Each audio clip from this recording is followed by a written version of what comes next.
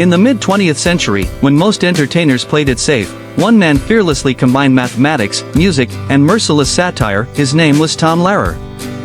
Born in 1928, Lehrer was a child prodigy. By age 15, he was studying mathematics at Harvard. But behind the scenes, his real genius was bubbling into something unexpected: darkly humorous songs that poked fun at everything from politics to religion, science to society's hypocrisy. While others were writing love ballads, Lehrer was composing songs like The Vatican Rag, Pollution, and Poisoning Pigeons in the Park. These weren't just jokes, they were brilliant, biting commentaries on the absurdities of the world around him.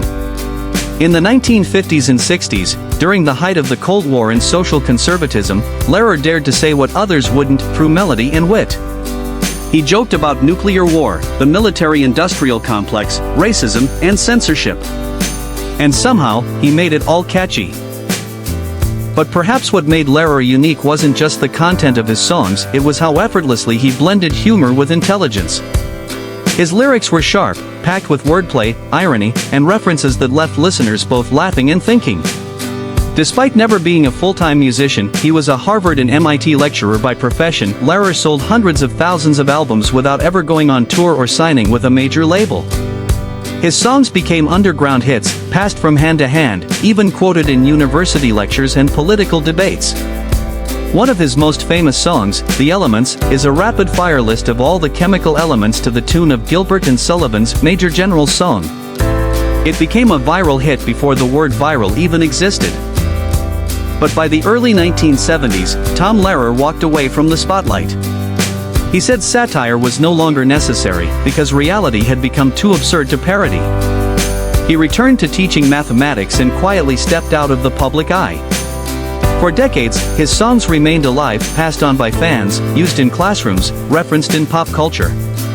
But in 2020, at the age of 92, Lehrer shocked the world again. He released all of his music, lyrics, and sheet music into the public domain, no copyright, no conditions. Anyone, anywhere, could now use, remix, perform, or adapt his work freely. He didn't want fame. He didn't care for money.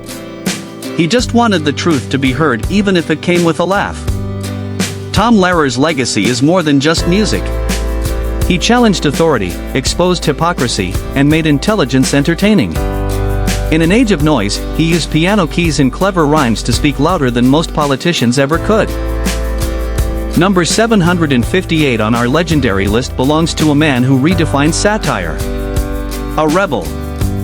A genius. A mathematician with a dangerous sense of humor. That's Tom Lehrer.